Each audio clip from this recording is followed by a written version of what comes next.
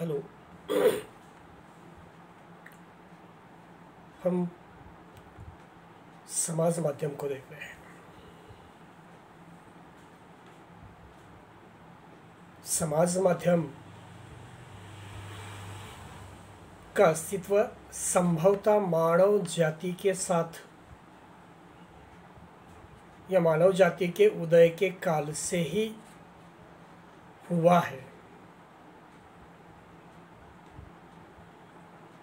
क्योंकि कहा जाता है कि विचारों और अनुभवों के आदान प्रदान के लिए हमें यहाँ पे समाज की आवश्यकता है और समाज में मानवों की आवश्यकता है। मनुष्य के विचारों और अनुभवों को आदान प्रदान के रूप में व्यक्त करने के लिए उसके पास एक सार्थक माध्यम के रूप में भाषा है। हमने इसके पहले भी देखा है कि भाषा के बिना मनुष्य के जीवन का अस्तित्व नहीं हो सकता। उसी तरह से समाज माध्यम के बिना मनुष्य अपने विचारों को दूसरों तक पहुंचा नहीं सकता। और सबसे बड़ी देन मनुष्य के पास कौन सी है? समाज माध्यम के अंतर्गत या मनुष्य के पास सबसे बड़ी देन उसकी आवाज है। वह एक व्यक्ति दूर तक अपने 57 प्रकार के अनुभवों को सूचना संप्रेषण के लिए चिल्लाने का प्रयोग किया करता था। उस समय ने प्राचीन काल में अधिकांश सूचनाएं मौखिक रूप से संप्रेषित किए जाती थी। जैसे हम कहते हैं कि आने वाले पीढ़ियों को कहानियां और मौखिक रूप से सिखाई जाती थी। अब अत्यधिक क्षेत्र व्यापक फैलने की वजह से लोगों पर शासन करने के लिए राजनीतिक रूप से नियंत्रण करने में मौखिक संप्रेषण अपर्याप्त रहने पर ही लिखित रूप का उसका विकास हुआ है। और ये विकास संस्कृत शब्द चर धातु से निकला है। संस्कृत शब्द चर धातु से निकला है। संचार या माध्यम, प्रसार, इन्हीं बातों में या इन्हीं रूपों में अंग्रेजी में जिसके लिए हम शब्द प्रयोग करते हैं कम्युनिकेशन, और उस कम्युनिकेशन के साथ जन शब्द जुड़ने से जन संचार यानी मानव संचार समाज माध्यम के रूप में प्रचलित हुआ है। चर का अर्थ है चलना, संचारण करना, और जन का अर्थ है समुदाय अथवा भीड़। समुदाय के अंतर्गत या भीड़ के अंतर्गत जिसका प्रसार हो सके, जिसका प्रचार हो सके, ऐसे शब्द को हम संचार कहते हैं या ऐसे शब्द को हम माध्यम कहते हैं। संदेश के प्रवाह में प्रयुक्त किए जाने वाले माध्यम, संदेश के प्रवाह में प्रयुक्त किए जाने वाले माध्यम समाज माध्यमों के विकास के पीछे मुख्य कारण मानव की जिज्ञासु प्रवृत्ति होती है। समाज माध्यम के विकास के पीछे कौन है? तो मानव ही है, क्योंकि मानव की ही जिज्ञासु प्रवृत्ति प्रत्येक प्रकार के माध्यम का निर्माण करती है, निर्मित करते हैं। प्राचीन काल में कौन से माध्यम थे? जैसे हमने देखा है कि प्राचीन काल के अंतर्गत कबूतर है, रामायण के अंतर्गत जटायु है, पद्मावत के अंतर्गत सुग्गा है, हीरामन तोता, जिसके लिए हमने शब्द प्रयोग किया था कि हीरामन सुग्गा है। वह राजा रत्नसेन को रानी पद्मावती तक पहुंचाने का या रत्नसेन के संदेश पद्मावती तक पहुंचाने का काम किया करता था। और रत्नसेन ने सब कुछ त्याग कर उसे हासिल करने के लिए या उसे हासिल करने के लिए गेरुआ वस्त्र धारण करके लंका में प्रवेश कर लिया था। हीरामन तोते ने उस पद्मावती का वर्णन किया था, नखशिकांत वर्णन उसका किया था। और उसके नखशिकांत वर्णन को सुनकर राजा रत्नसेन पद्मावती के सौंदर्य के ऊपर मोहित होकर उसने सब कुछ त्याग कर झोला हाथ में लेकर, गिरह वस्त्र धारण करके, कमंडल हाथ में लेकर वह उसे पाने के लिए समंदर पार करके चला जाता है। इस प्रकार की कई कहानियां हमें सुनने के लिए मौखिक रूप में और लिखित रूप में मिलती है। ये क्या है? तो ये एक समाज माध्यम है कि समाज के अंतर्गत माध्यम अलग अलग प्रकार के हैं, लेकिन सबके पीछे अगर कोई है तो उन सब के पीछे मानव की जिज्ञासु प्रवृत्ति है। वर्तमान समय में समाज माध्यम और समाज में गहरा संबंध है। ये निकट का संबंध है। समाज माध्यम और समाज का गहरा संबंध है। सोशल मीडिया जिसके लिए हम शब्द प्रयोग करते हैं, सोशल मीडिया का मानव के साथ, सोशल मीडिया का समाज के साथ गहरा संबंध है। इसके द्वारा जन सामान्य की रुचि और हितों को स्पष्ट किया जाता है। समाज माध्यम कौन सा कार्य करता है? तो जन सामान्य के हित और जन सामान्य की रुचि बढ़ाने का कार्य समाज माध्यम के द्वारा होता है। समाज माध्यम ने ही सूचना को सर्वसुलभ कराया है।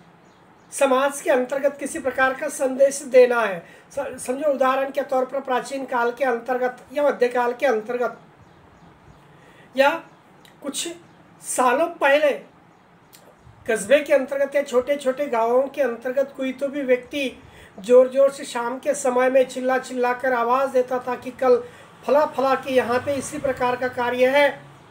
अरे ये संदेश देने के अनेक प्रकार के माध्यम है, लेकिन आज वर्तमान समय के अंतर्गत प्रत्येक व्यक्ति ये समाज माध्यम बन चुका है। ये कहना यहीं पे उचित हो सकता है, क्योंकि हम कहते हैं कि समाज माध्यम किस प्रकार के हैं। दो प्रकार के समाज माध्यम है, मौखिक है और लिखित, मुद्रित यानी लिखित। इस प्रकार के दो माध्यम यहीं पे दिखाई देते हैं। जैसे उदाहरण के तौर पर कई समाज माध्यमों के नाम आपके सामने मैं व्यक्त करता हूँ। समाचार पत्र एक समाज माध्यम है, रेडियो दूसरा समाज माध्यम है, टेलीविज़न तीसरा समाज माध्यम है, फिल्म चौथा समाज माध्यम है, computer, mobile, pager, Facebook, Twitter. आमतौर पर समाज माध्यम शब्द का प्रयोग टीवी, रेडियो, समाचार पत्र, पत्रिका, फिल्म या संगीत रिकॉर्ड आदि के माध्यमों से सूचना या आदि के द्वारा संदेश कला व मनोरंजन सामग्री का वितरण दर्शाने के लिए किया जाता था। वितरण प्रसारण दर्शाने के लिए किया जाता था। संचार इस शब्द को अंग्रेजी में क्या कहते हैं आपको पता है? कि संचार यानी मीडिया, संचार यानी मीडिया से बना हुआ है जिसका अभिप्राय होता है बिंदुओं को जोड़ना, एक बिंदु से लेकर दूसरे बिंदु को जोड़ना। यह है मीडिया, यह है माध्यम। समाज माध्यम ही संप्रेषक और श्रोता को परस्पर जोड़ने का काम करता है। समाज माध्यम और संप्रेषक और श्रोता, इन दोनों को, बोलने वाला और सुनने वाला, इन दोनों को जोड़ने का काम, दो बिंदुओं को जोड़ने का काम ये समाज माध्यम करता हुआ दिखाई देता है।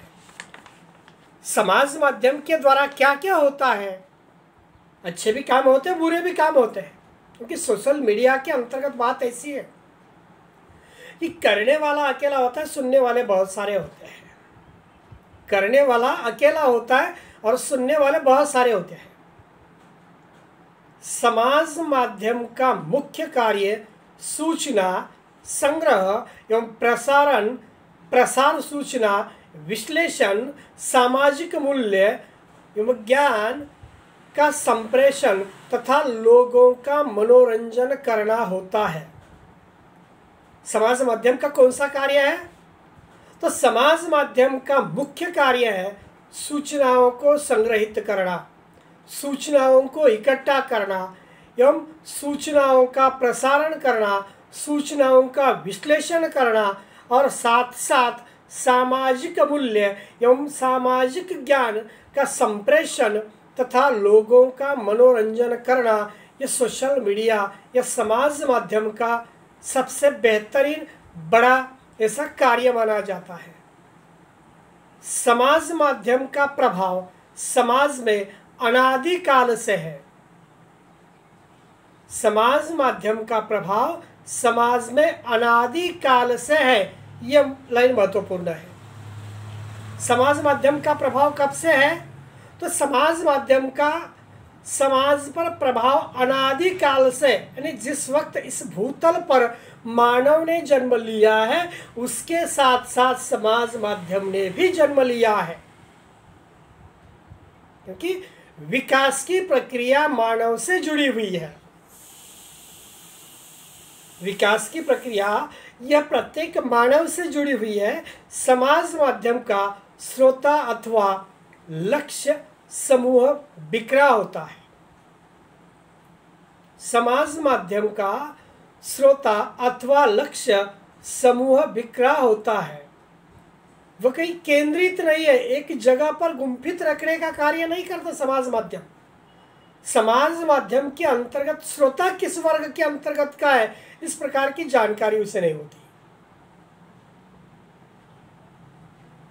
क्योंकि समाज माध्यम के अंतर्गत के जो संदेश है वह अस्थिर होते हैं, वह चंचल स्वभाव वाले होते हैं।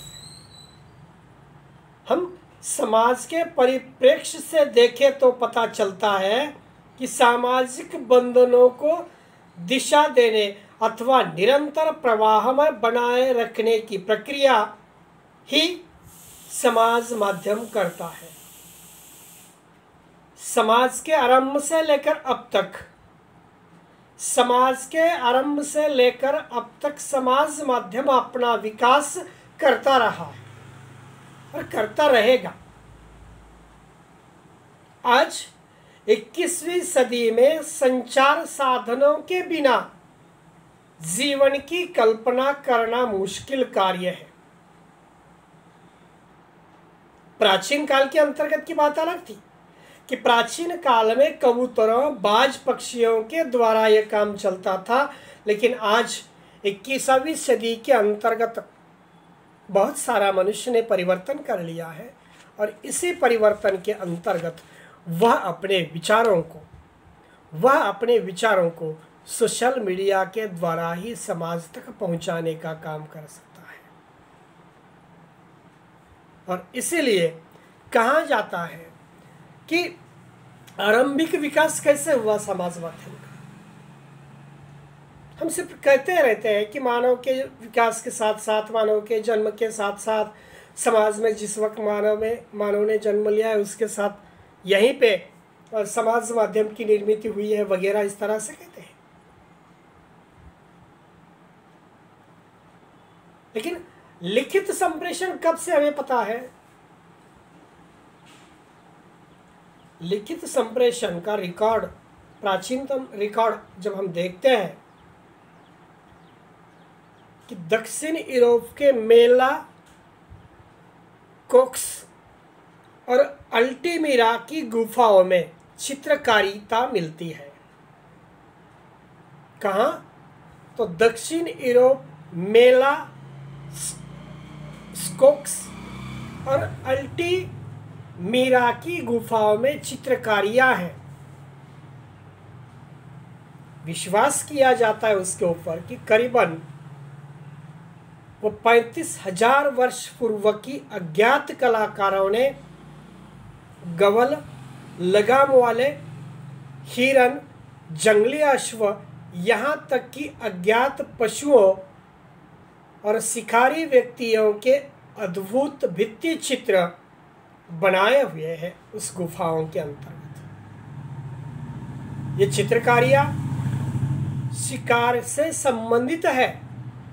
संभवतः ये प्रतीकात्मक चित्रकारियाँ उन घटनाओं को अच्छी तरह याद दिलाती है आने वाली पीढ़ी को, या आने वाली पीढ़ी को जानकारी देती है, या उनके लिए सहायता प्रदान करती है, या उनके बारे में याददाश्त में वृद्धि करने के लिए काम आती है। समय के अंतराल में समय के अनुरूप इन प्रतीकात्मक प्रदर्शनों में मानक रूपों का प्रवेश होने लगा। पृथ्वी पर ऐसे अनेक चित्र बर्तनों, टोकरियों, छड़िया, वस्त्रों, दीवारों, पशुओं की खालों, छाल आदि, इनमें से संकेत और चित्रों के साथ चित्रकला और कलात्मकता का भाव भी होता है। और तब से लेकर इस भूतल पर मौखिक और लिखित रूप में समाज माध्यम का प्रचलन हुआ है। इसी प्रकार का संकेत हमें यहाँ पे मिलता है। ये हो गई समाज माध्यम की प्रस्तावना।